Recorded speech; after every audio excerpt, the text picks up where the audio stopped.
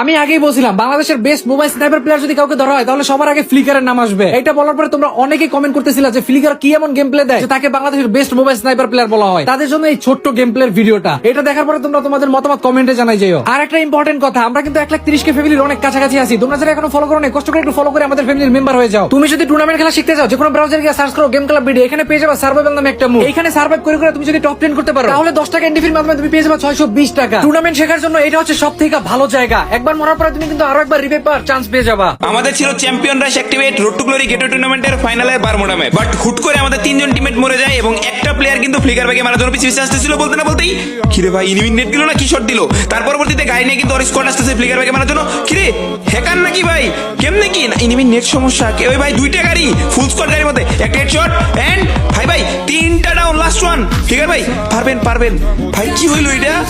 এখানে তো আমরা ভাবছি আমাদের টিম ওয়াইপ আউট হয়ে গেছে, এই অবস্থায় ফুল স্কোয়াড মেরে দিল।